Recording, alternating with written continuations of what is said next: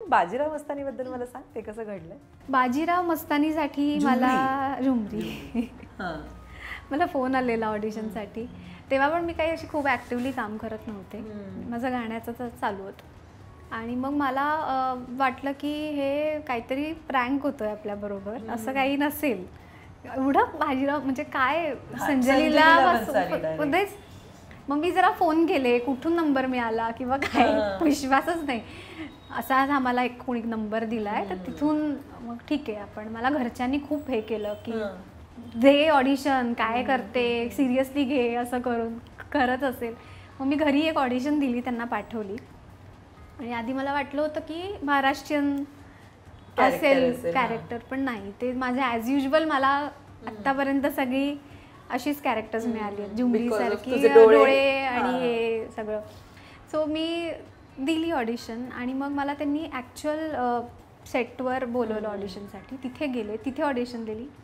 तिथे मला काय असे होप्स नव्हते की माझं काय एवढं ग्रेट हिंदी नाही आहे की हाय पण ठीक आहे होईल वगैरे. झालं. आणि मला 2 महिन्यांनी फोन आला की तुझं सिलेक्शन झालं आहे आणि अशा अशा रोलसाठी. मला मग संजलीला बन्सालींनी बोलवलं होतं भेटायला. त्यांच्याशी इंटरॅक्शन खूप छान होतं, कारण त्यांना स्वतः गाण्यातलं खूप नॉलेज आहे.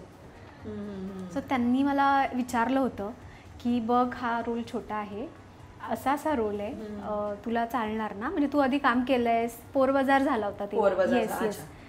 तर तू कम्फर्टेबल ना? म्हणजे म्हटलं हो, की का नाही, मी संधी का सोडू?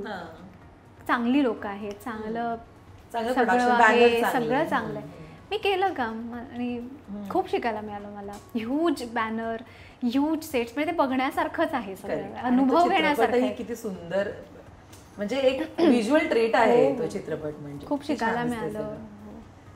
त्या सेटवरची कुठली मेमरी आहे तुला सगळ्यात जास्त लक्षात आहे? सेटवर सगळे एकदम प्रॉपर कायम असेच असायचे की सतत काम करायचं आणि फुल एकदम अटेन्शनमध्ये सगळे प्रॉपर, की कधी काय चुकलं आणि झालं आता वाट, असं होतं. सगळे टेररमध्ये असायचे.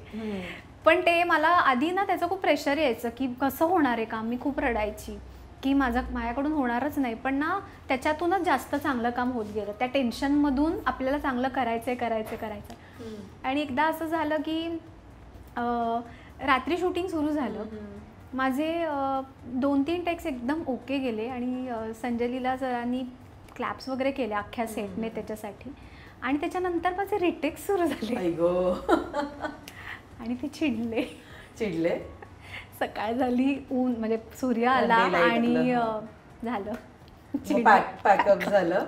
परत रात्री, त्या रात्री परत तुझं सीन आहे ज्याच्यात ती तलवार घेते आता, त्याच्यात मी बोलतेय, त्या सीनचा रिटेक झालेला, तो मला अजूनही आठवतो. पण खूप बारीक बारीक गोष्टींकडे त्यांचं लक्ष असायचं. पिन पासून ओढणी कशी लावली आहे, म्हणजे खूप शिकण्यासारख्या गोष्टी आहेत. किती परफेक्शन असायला पाहिजे.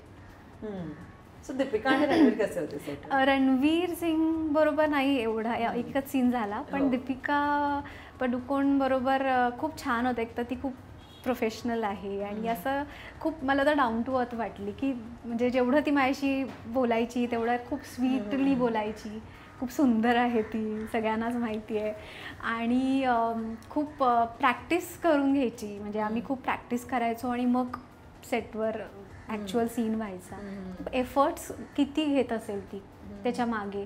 आणि तिचं त्यांना पण मेंटल प्रेशर किती असेल ना, कारण त्यांचा एवढा मोठा रोल आहे, सतत त्याच्यात राहायचं, त्या कॅरेक्टरमध्ये राहायचं.